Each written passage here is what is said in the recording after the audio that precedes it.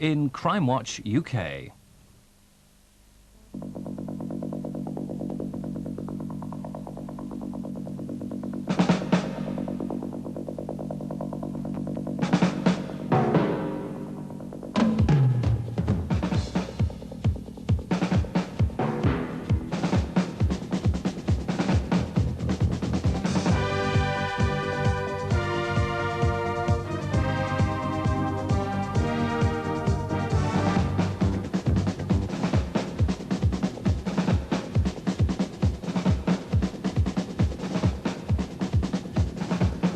Hello, good evening. As no doubt you'll be reading in the papers tomorrow, 3 men have been convicted and sentenced today for some of the cruelest crimes that we've dealt with on Crimewatch. 3 years ago, amid a great deal of violence, an assistant bank manager was taken hostage with his family near Kelvedon in Essex. Then last year, the same men used the same violent technique to rob a Tesco supermarket in Ipswich. This time they burst in upon a family in Colchester.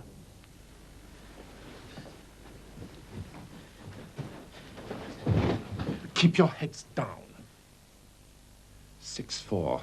Everything's okay, we're in. It was those scenes of intimidation in the house which prompted viewers to name the man with the radio and the German accent. It turns out he's actually a Yorkshireman. Other parts of the reconstruction brought in other detailed information, and as a direct result, 3 days after those scenes were televised, a flat was raided in South London. In the garage was a shotgun. And later on, a small arms cache was discovered hidden underneath the kitchen sink. The suspect had left home, but when next day police caught up with him, he told them, "You've been watching too much television." 3 more arrests soon followed. Today, the gang was sentenced to a total of 65 years. Well, our first case tonight involves an elderly couple and a middle-aged man who for several years seems to have been obsessed with some kind of grudge. Harold Gardner-Wheeler was a solicitor in Folkestone, where he'd been involved mostly with the bread-and-butter work of conveyancing and divorce. For more than 30 years, he and his wife Marjorie have lived in a remote Kent farmhouse near the village of Stelling Minnis.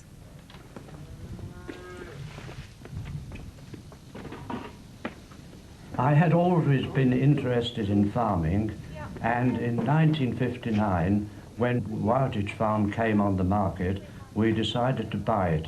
My idea was that I would have something to interest me in my retirement. My first impression for having to live in the country, I thought I'd be very nervous, but I soon settled down, and when we started getting animals on the farm, I found I had a great love for animals. At the age of 81, Harold finally retired last year to work full-time on the farm with his wife.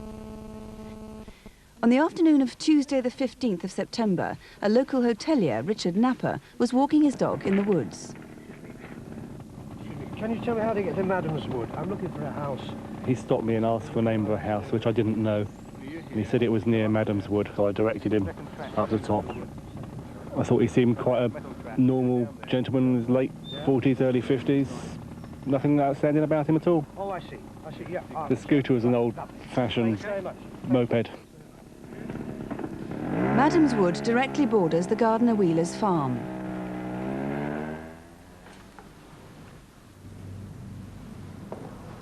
Can I help you? Yeah. Have you got any maps of the Stelling Minnis Bossingham area? Yes. Any particular part? The woods. I remember him coming in because of the area that he asked for, which was very heavily wooded. We don't always have all the maps for that particular area. Yeah, I'm looking for Madam's Wood. There was nothing suspicious about him at all. He was stockily built, with a fairly weather-beaten complexion, balding, slightly scruffy, rather workmanlike in appearance. 5 days later, this witness encountered a similar-looking man. I'm sorry. We startled each other. He said he was sheltering from the rain. Hence the plastic carrier bag he was wearing over his hat. The witness remembers they stood chatting about dogs for a minute or two. Well, cheerio then. All right. Bye-bye. Bye. I saw something on the ground behind him. It looked like a bag. I assumed it was his. When I thought about it later, it occurred to me that he was trying to hide the bag. From where he was, the man would have had a clear view of Harold and Marjorie's farm. 45 minutes later.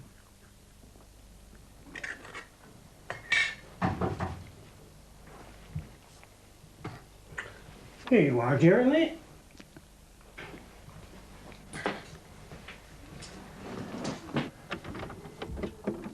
I've been walking in the woods in the rain. I'm soaked right through. I don't suppose I could shelter in your barn, could I? Yes, that's all right. Where is it? Just over there. Oh, right. Yeah, thank you. Oh, don't worry, I don't smoke. The impression I got was that he was perfectly genuine, that he had been walking in the woods, had got wet and was very tired. He was in the barn for about 2 hours.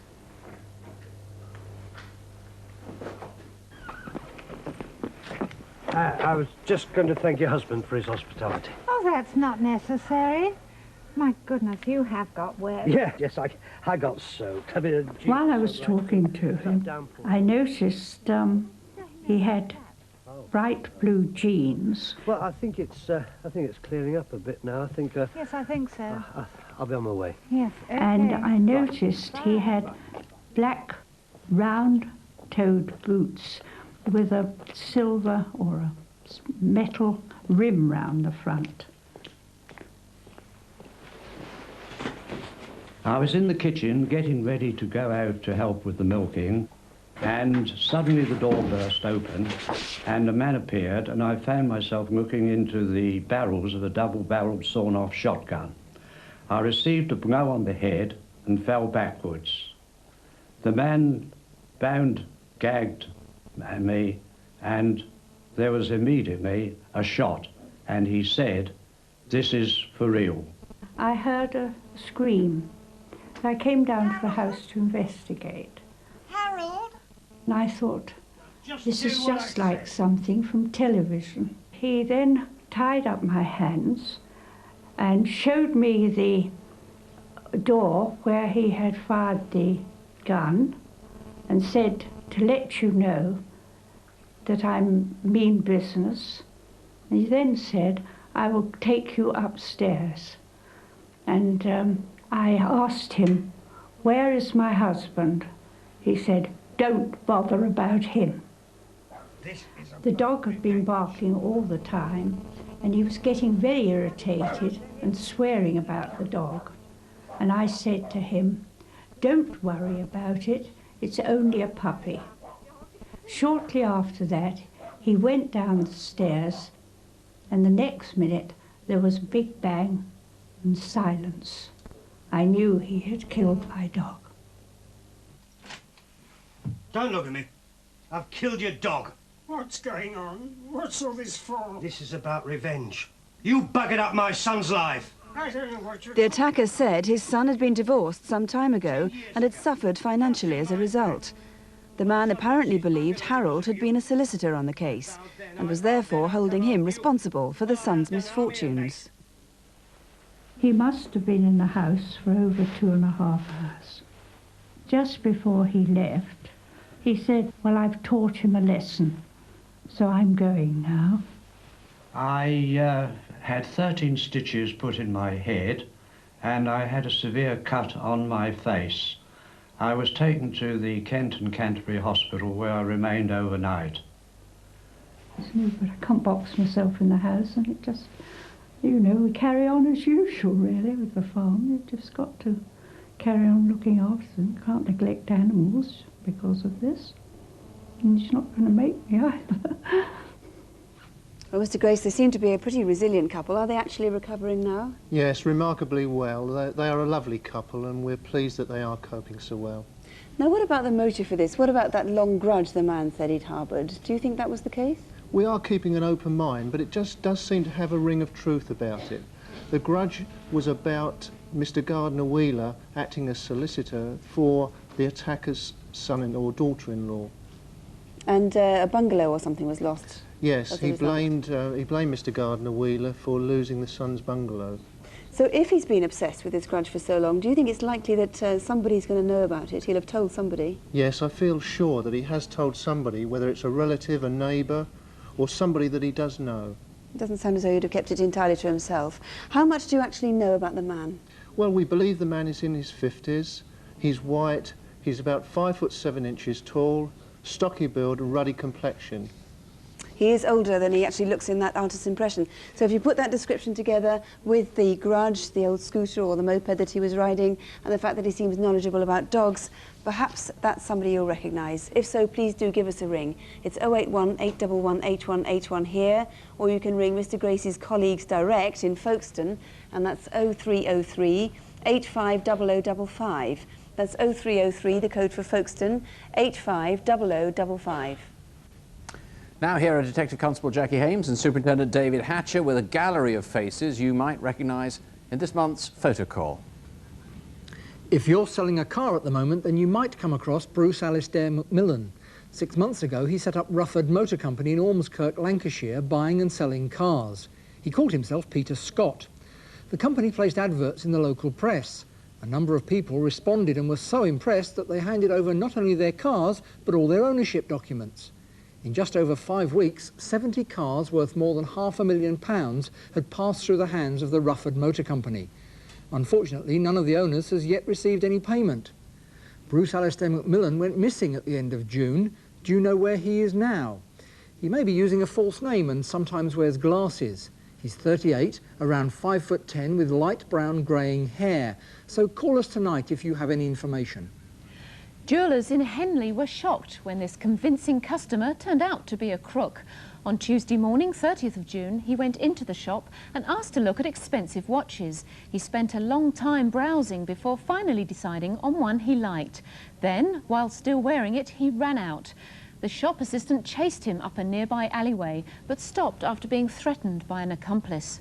Do you recognise the robber? He's in his mid-20s, around 5'10", with short dark hair. He spoke with a slight Birmingham accent. If you run a small guest house, you may have come across Alan Francis Goodin. We'd like to speak to him in connection with a series of car thefts and deceptions. Over the last 6 months, he's been travelling across the country, staying in Dorset, Essex, Kent, North Wales and Norfolk. Described as very charming, he persuades hoteliers to lend him money. He's 42 and 6'1". He has a scar by the side of his left temple and a fading tattoo on his left forearm which says Lynn and Haley. He's known to use several aliases, among them Alan Lucy, Alan Parkinson and Alan Hutton. If you know where he is, please call us now. Do you recognise this customer seen here at Comets in Edinburgh last February? Computers and fax machines were bought using a stolen cheque and Visa card. The man may have information about this and 41 similar frauds which have taken place across Scotland and netted over £20,000 worth of goods. He's Asian, 30 to 40 years old, 5'10", and although most of the offences were in Scotland, he had an English accent. If you know him, or you can help with any of our other photocall faces, please call us now. And the number as ever, 081 811 8181. That's 081 811 8181. And in fact, people who rang in after photocall last month, excuse me, have taken police inquiries several steps forward on every case. 60 people rang with help on the case of the expensive Rolex watch stolen from a jeweller's shop in the West Midlands. Several names were put forward for the 2 men involved, and 2 of those calls have given police reason to hope there'll be an arrest before long. We'll keep you informed. 31 callers rang to offer names for the fraud case in Reading. One name came up more than once, and it's believed the man has now been identified, so inquiries are proceeding very well there. And the largest photocall response came for the New Zealand police investigation into a sexual assault. 104 people rang with sightings of the man they were looking for, and 10 of those calls were particularly useful. For legal reasons, we can never give you as much information as we'd like in these early stages. All we can say at the moment is that police are now hopeful of finding him. Often on Crimewatch, we take on cases that at first seem impossible to solve. In fact, generally, detectives only come to us when their inquiries have drawn a blank. So the programme's 1 in 5 success rate is with crimes that are hardest to crack. Even so, our next case must be one of the most difficult we've covered. The reason? Well, we're asking men who've been to prostitutes to call, and people who've been dealing drugs. The question is, will they care enough about a murder to call in? A lot of people have cared, and so, with considerable courage, almost everyone you'll see in our reenactment is the real witness. On a slope at Norrid Edge is a beauty spot called Warren Point. It's a half-hour drive from Leeds and Bradford, and it's popular with ramblers. I was in the woodland looking for wild fungi that my family and I like to eat, and after about 15 minutes being unsuccessful, I was on my way back to my car and stumbled across the remains of a human being. The body was lying in a natural hollow in the ground over which branches had been placed. It was badly decomposed, but was still identifiably a woman in her early 30s, fully clothed with stab wounds to the chest and back. After 2 weeks, it was identified as Yvonne Fitt. For 10 years, Yvonne worked as a prostitute in Leeds and Bradford. This is Manningham in Bradford, where most other women working on the streets knew Yvonne well. She was one of the few black prostitutes here, but she'd not been seen in Manningham since summer.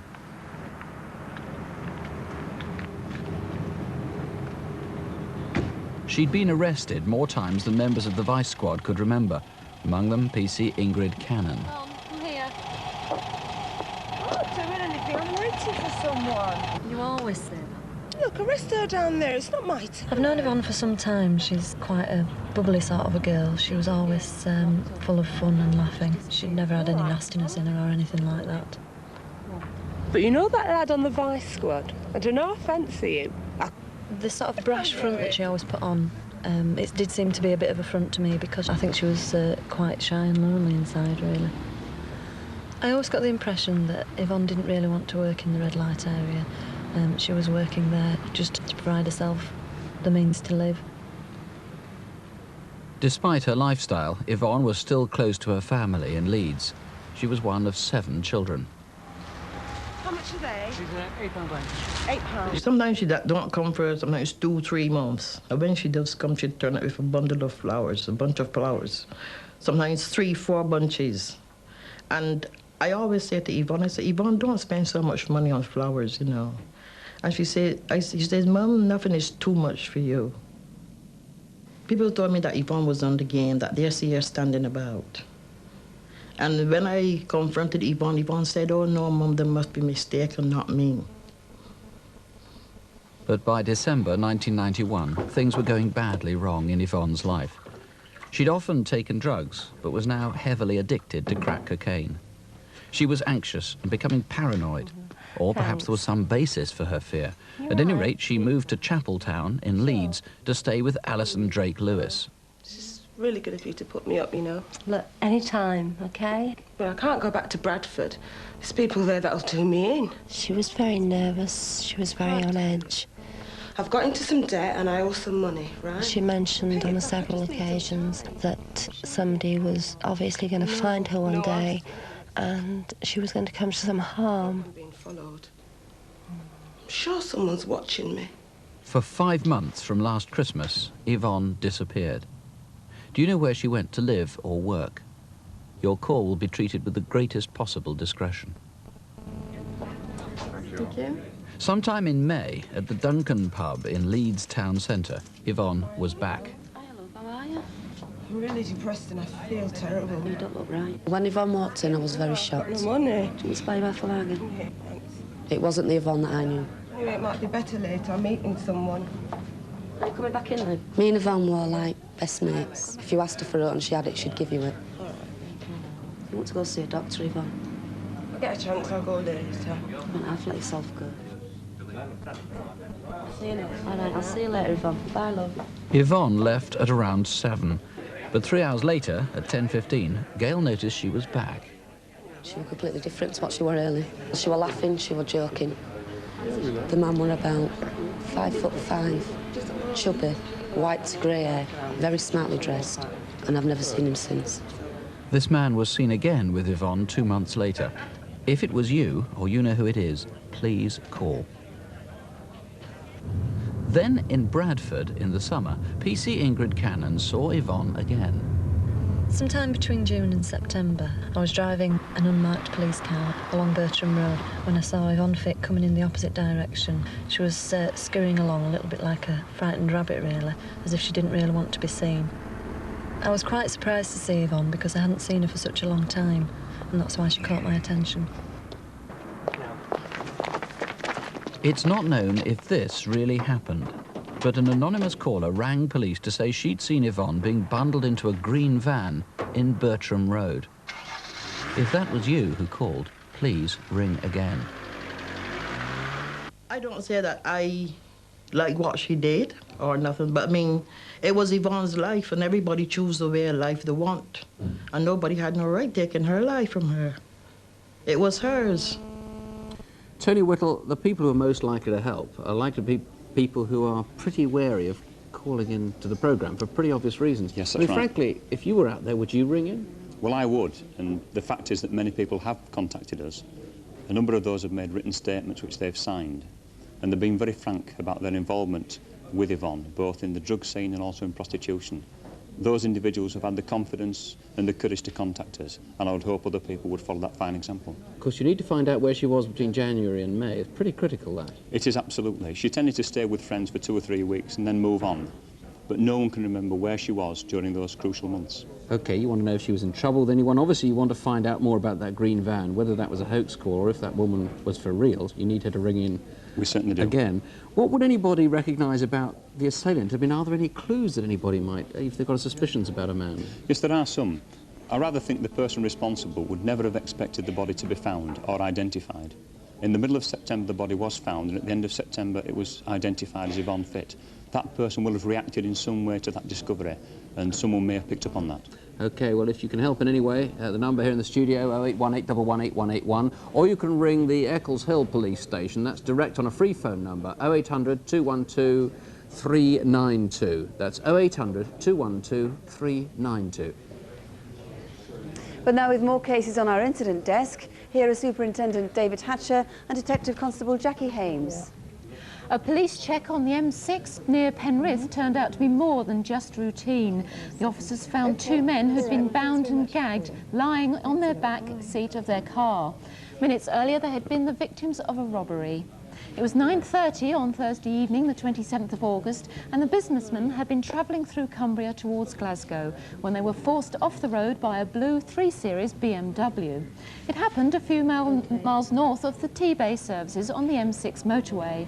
4 people got out of the BMW. One was a woman who threatened the passenger with a handgun. She was white, in her 40s, slim with blonde hair. At the same time, a man, also white and in his 40s, attacked the driver, smashing his window and punching him in the face, breaking his jaw. These robbers were joined by 2 black male accomplices, both masked, and the victims were forced to hand over jewellery worth £50,000. It's very distinctive and marked with 916 or RRJ. Have you been offered any? Or do you recognise the robbers? If so, call the incident desk direct on 0768 217 180. Next tonight, an appalling sex attack on a 6-year-old girl. If you were in Bristol on Thursday afternoon, the 10th of September, you might have seen something. Brandon Hill is a large park area in the heart of the city centre and is a favourite place for many people to visit. At 5:30, a nanny brought 3 children here. After a picnic, they decided to play hide and seek. The game was to turn to horror as the little girl fell victim to a sex attack. We'd like to talk to this man who was seen in the area at the time. He was carrying a black camera and is around 5'10" with a slim build. He's in his late 30s, early 40s and has light brown hair which is greying at the sides. He was wearing a green cotton shirt and a brown bomber jacket. The child is now slowly recovering from her ordeal. If you think you recognise the man or can help, the incident room number is 0272 455 055. Do you recognise these men? Police in Strathclyde would like to speak to them in connection with the murder of 33-year-old Abdul Manir in Helensburgh near Glasgow. Abdul had worked at the Lomond Tandoori restaurant in Sinclair Street since May. On Tuesday the 4th of August, he'd gone to work as usual. At about 6 p.m, he had to collect food from the store at the back of the restaurant. To get there, he had to walk through this alleyway. When he failed to return, a worried colleague went to look for him. Abdul had been stabbed. We're anxious to find 3 men who were seen in the area at the time. This man was seen at about 5:45. He's between 30 to 40, heavily built, with a moustache, and was wearing a black shirt. He was seen sitting in a silver or grey car parked opposite the restaurant. The second man is also 30 to 40 and about 5'10". He was wearing a white shirt and black trousers with a maroon bow tie and a brown or tan bomber jacket. He was walking along Sinclair Street between 5:30 and 6 p.m. The third man was seen about half an hour later. He's also 30 to 40, of medium build, with black hair and wore similar clothes. He was walking a few yards away from the restaurant at the junction of Sinclair Street and West Clyde Street. If you do know them, the incident room number is 0389 63311. Gerard's menswear shop in Reigate High Street in Surrey was the scene of an unusual armed robbery on Thursday the 15th of October. Instead of money, the target was designer clothes. 4 men went into the shop just after opening time.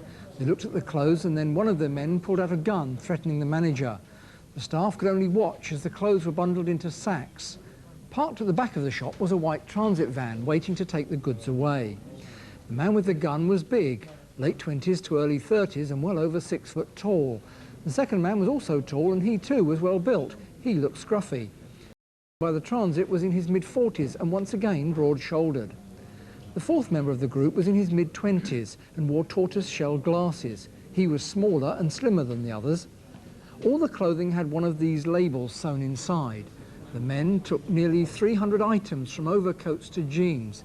Perhaps you've been offered a Boss cashmere coat like this at a knockdown price. If you can help in any way, ring the police on 0737 765 040. And of course, for all our cases tonight, you can ring the studio direct. Here's the number, 081 811 8181. 081 811 8181. It takes an exceptionally callous man to shoot someone in cold blood, someone who's lying on the ground and offering no resistance. In fact, the crime we're showing next is so cold-hearted, police in Berkshire are hopeful calls will come from professional criminals, as well as more law-abiding viewers. In particular, there may well be a car thief watching who's not too keen on being charged with attempted murder. In Slough, last November, a Rover 820 SI was parked on a garage forecourt awaiting service.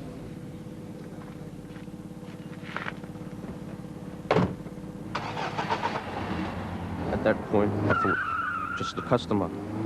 As he drove off, the boot flew open. He drove off at a very high speed, which I thought was very strange. It wasn't the owner, and the car disappeared for 7 months.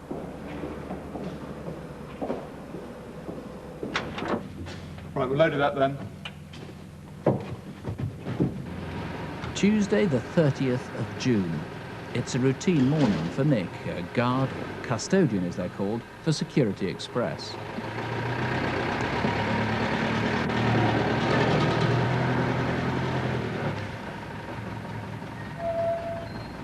Good morning, Control. This is a radio check, over. Receiving you loud and clear, over. I joined the company 6 years ago. The route we were on that day is a route that I've done quite often. It's beautiful scenery, it's a good route, and I was working with a good team.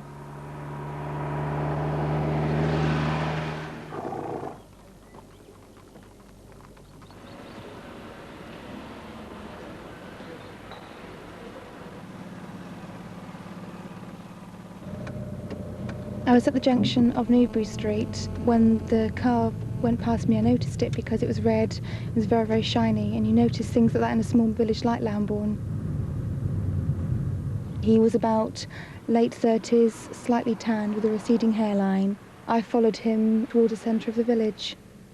Meanwhile, the van had left the nearby village of Wantage and was heading for Barclays Bank in Lambourn.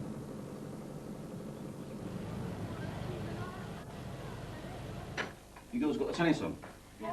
Well, I'd heard on the telephone that the van was on its way, and I didn't really want it to interrupt my lunch. What game is this in? Is this a vets game? You could be playing, it's your age group. Thank you very much. My attention really was on the television, although I was sat in the window looking over my shoulder, occasionally waiting for the van to arrive.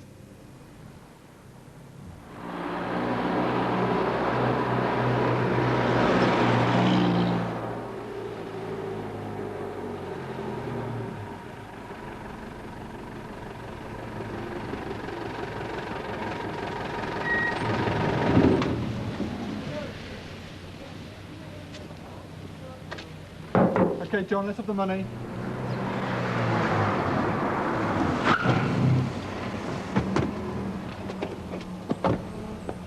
Come on, in the front. Christ, it's a rape. Dad! Hello, police emergency. Their attention wasn't on us, it was on the van. So I felt perfectly safe, but completely distanced from the whole thing, as if it just really wasn't happening.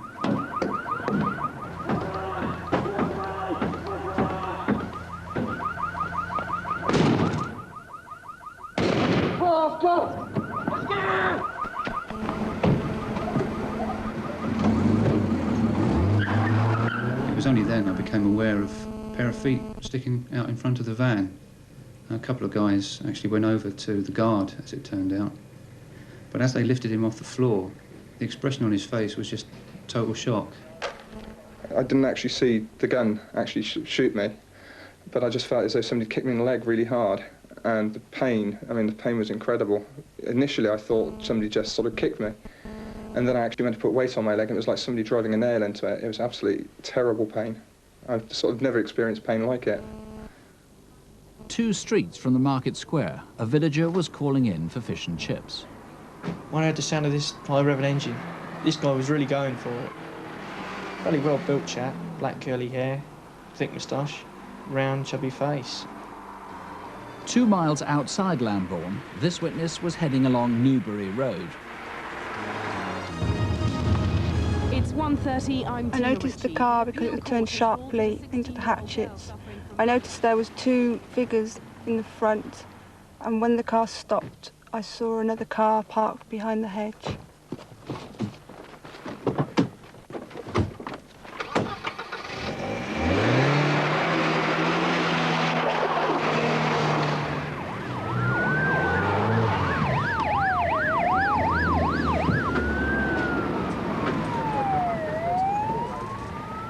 I haven't worked since I was shot. It could be a year until I'm back to work.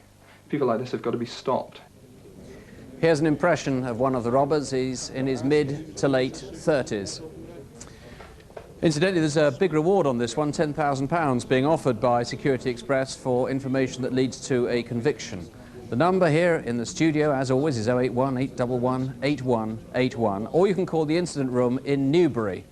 That's the number there, 0635 31000. 0635, the code for Newbury, 31000. And do please persevere if the lines are busy. The number of people trying to ring the programme has actually doubled since the series first came on the air 8 years ago. We've put in quite a number of new lines. Even so, as I say, please keep trying. The crime of rape is usually committed by someone who knows his victim. Indiscriminate rape is very rare. And even more rarely does a rapist attack more than one woman. Serial rapists are very unusual. But for the past 8 months, residents in the southeast London area have been living with the knowledge that a man like this is at large. Officers investigating this crime are absolutely committed to finding him, and they need your help because he has to be caught quickly. Our film begins with an incident only 9 weeks ago.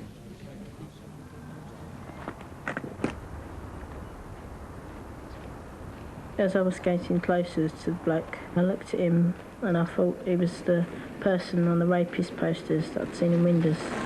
See that? Yeah. It's me.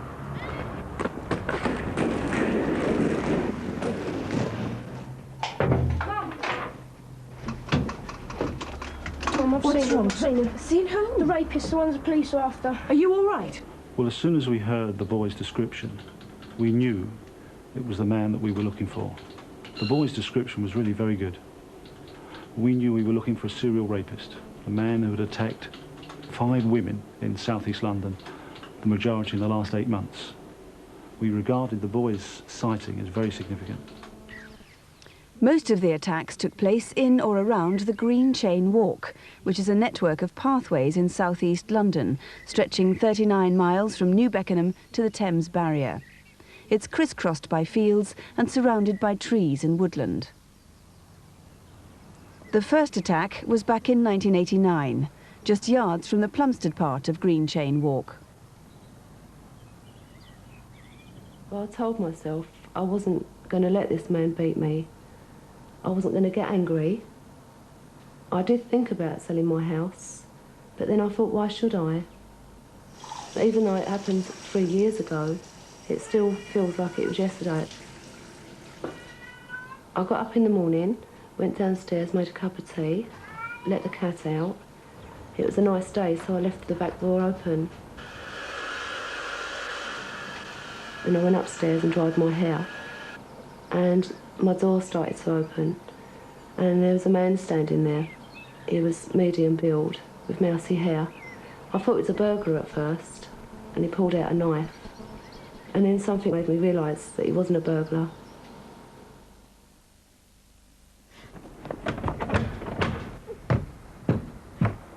For the next 2.5 years, there seem to have been no more attacks.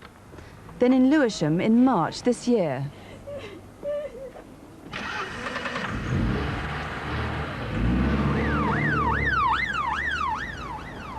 What actually struck me about that attack was the level of violence. It really was quite frightening. It was immediate and it was so unnecessary. The man had a knife, which he threatened the victim with, but she offered no resistance, and yet still he inflicted quite horrendous injuries. That attack took place some considerable time after the 1989 incident, and so we had no real reason to connect it at this stage. Just 8 days after that attack, the man attempted to rape again.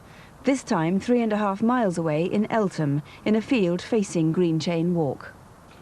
By now we began to suspect that we were dealing with the same man.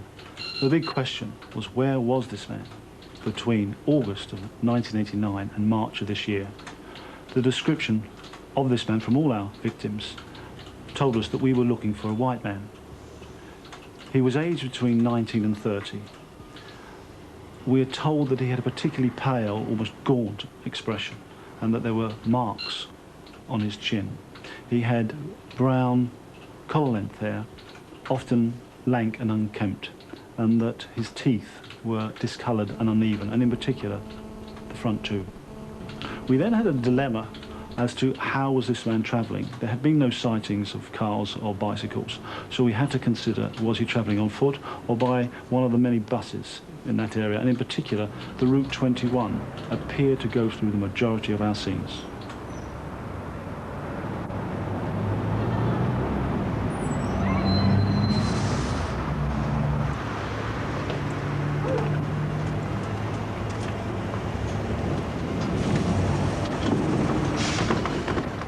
I was going to a barbecue to a relative's with my boyfriend and my little girl, and I was really looking forward to it.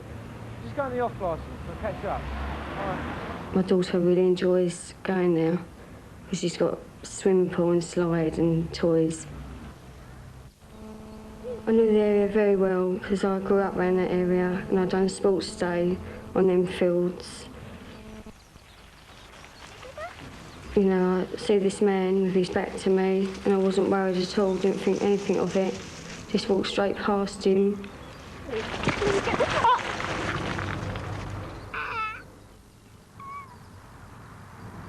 After it all happened, I was so dazed where he'd hit me so much. I sat up and I jumped up, grabbed the buggy and walked down the lane, but I could hardly walk. So if the buggy wasn't there, there's no way I would have got up. It's because my little girl was sitting there, I had to get up and do something about it. This man is clearly an extreme risk taker. He has struck almost oblivious to the chances of him being caught or even being seen. In addition, that he struck on a Sunday makes me think that perhaps he's working, that he's employed somewhere. And what worries me most of all is that this violence appears to be increasing with each attack.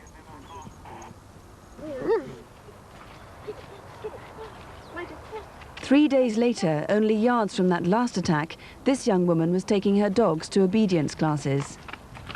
The training school wasn't open, so I thought I'd wait for the dog trainer.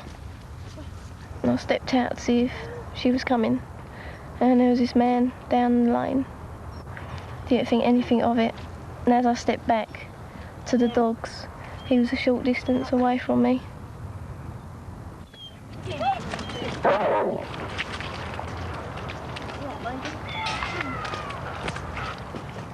Well, John Pearce, that was at the end of May. Have there been any attacks since then? Well, we've actually investigated it a great many incidents, but we're particularly interested in one that takes us back to Woolwich, takes us back to Wynn Common on Monday the 12th of October. Shortly after 10 o'clock at night, we have a young mother pushing her child in a buggy. She's concerned about a man in front of her and quite wisely seeks some help from a couple in a car nearby.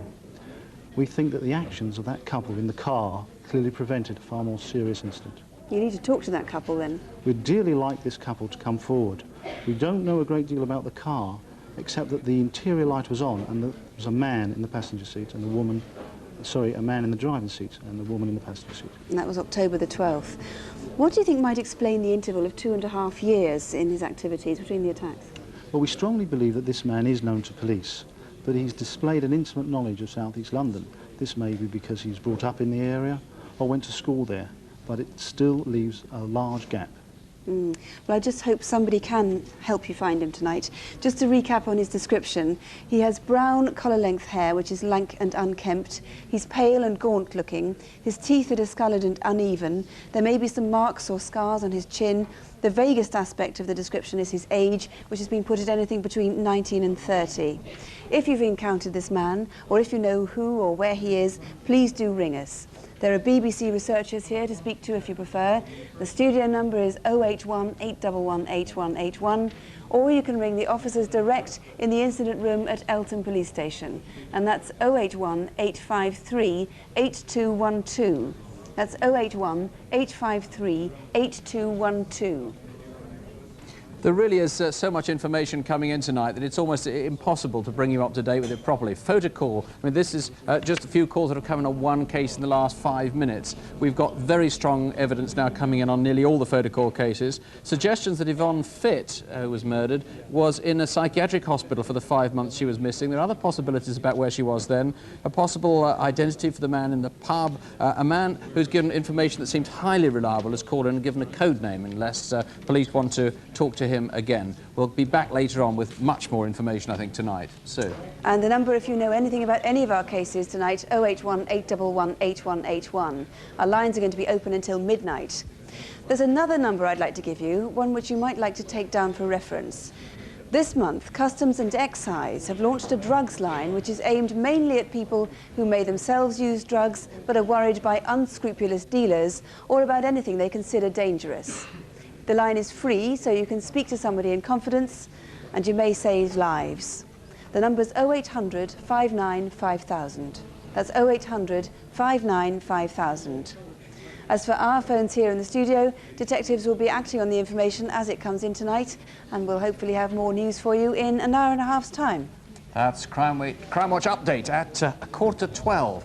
If you can't stay up till then, and who can blame you, let me reassure you that your chances of encountering the sort of crimes we've shown in reconstructions really are very, very small indeed. As the new British Crime Survey shows, most crimes are very minor ones, so don't have nightmares, do sleep well. Good night. Good night.